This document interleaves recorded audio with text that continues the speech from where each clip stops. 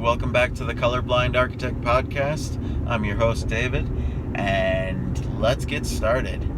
So, I'm going to talk about standing up for what you believe in, because there seems to be an epidemic of people being shy or quiet or unwilling to speak their mind. And why is this important? Look, we have got way too many people who are blindly and sheepishly following what the crowd is saying. And the crowd is not always right. You know, I hear this phrase, the wisdom of crowds, and I kind of cringe at that. It's not to say that there can't be wisdom in a crowd. What I would say is crowds tend towards mob-like behavior, and there tends to be a loss of intelligence over the entire group. I would say that Douglas Murray has talked at length about this on his YouTube channel. If you follow Douglas Murray, he's a very interesting person, to say the least. But he's a British intellectual on YouTube who has a lot of really great things to say about crowds, crowd behavior, and he's even written a book about it. And what he talks about is that tendency towards people becoming a little bit stupid and a little bit herd-like mentality, And this is actually exactly what social media tries to get out of us. They try to force us, they try to cajole us, push us into herd-like behavior. And the reason why is because if they can get you to do what they want you to do, first off, it shows that you're easier to control, but also it's easier for them to sell advertisements if there are large groups of people who are all thinking alike. Why is this important? Well, they make a lot more money if they can force you into groups. And the easiest way to force you into groups is to make you a bit of a extremist. So that's one side of it.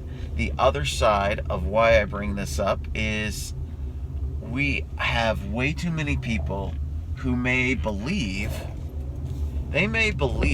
in certain values, but because the seeming crowd, what appears to be the general consensus as they see it on Twitter or Facebook or Instagram or wherever they are, there tends to be, oh wow, there's just so many people believing this. Maybe I'm wrong. Well, a lot of it is because people are afraid to speak their mind. They're afraid to actually have their opinions known, because if they make their opinions known, then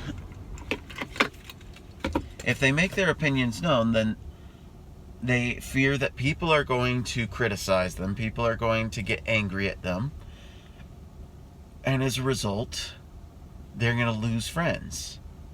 Now, from my own personal experience, I can tell you that it's okay to be a weirdo.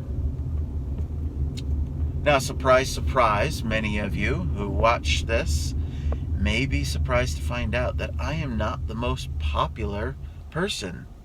I am not what you would consider cool. However, I'm not unpopular. It's not like tons of people dislike me. And what I find is if I post my opinions, if I make my opinion clear, so long as I'm honest and kind and clear about my opinion. So long as I don't just troll, but I actually explain my opinion, come from it from an honest and equitable position, I find that even my critics will say, I disagree with you, but you know, at least you're an honest broker. Have the courage to stand up. You need to have the courage to stand up. One of my favorite movies of all time is Dead Poets Society with Robin Williams. It is one of the greatest films ever made. By the way, Peter Weir, he did such a fantastic job directing that film. Such a beautiful work of art that film is. And if you've seen it, you know the famous scene at the end of the movie where, as the character played by Robin Williams, Mr. Keating, he is collecting some of his personal effects as the teacher of this English class at this boys' boarding school.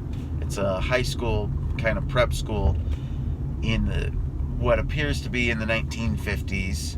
It never really clearly says that, but from the evidence in the film, it does seem like it's in the 1950s.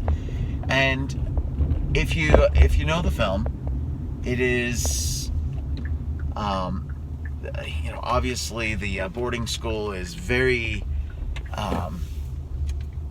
disciplinarian. It's very controlling. They try very hard to control the way that the boys think and steer them into basically becoming automatons. Well, the Robin Williams character, Mr. Keating, his whole time he's teaching them poetry and teaching them to be free thinkers. And of course, this is a problem for a school that's a disciplinarian type school. And so, long story short, Mr. Keating gets fired because one of the boys commits suicide after his dad forces him to quit acting. And at the end of the movie, as he's, after he's fired, Mr. Keating's going to pick up his personal effects. And as he's leaving, the character played by Ethan Hawke is trying to tell him, hey, they forced us to confess, they forced us to do this. And the director of the school, who's filling in for Mr. Keating, is getting all mad at him and yelling at him to stop. And finally, the character played by Ethan Hawke hops up onto his desk in a reference to an earlier scene in the film and says, "Oh, Captain, my Captain."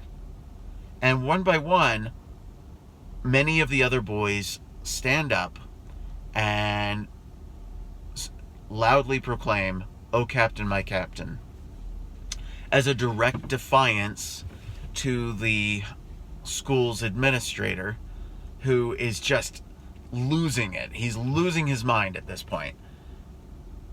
And then it, shows Robin Williams playing Mr. Keating smiling back at them, and it kind of fades, and that's the end of the film. The reason why I bring that up is it is one of the most powerful moments, and it's a moment that we all need to rewatch. We all need to really stand up for what we believe in and get up on our desks and loudly proclaim, "Oh, Captain, my Captain." Stand up for what you believe in. Don't be afraid of the consequences. All of those boys were going to get detention, right? All of them were going to get suspended or some kind of punishment. But you know what? They didn't care at that point. They stood up for the truth. They said, "Oh, Captain, my Captain."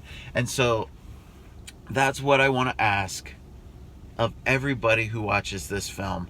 Stand up for what you believe in and loudly proclaim, Oh, Captain, my Captain. And with that, I'm the colorblind architect. Peace out.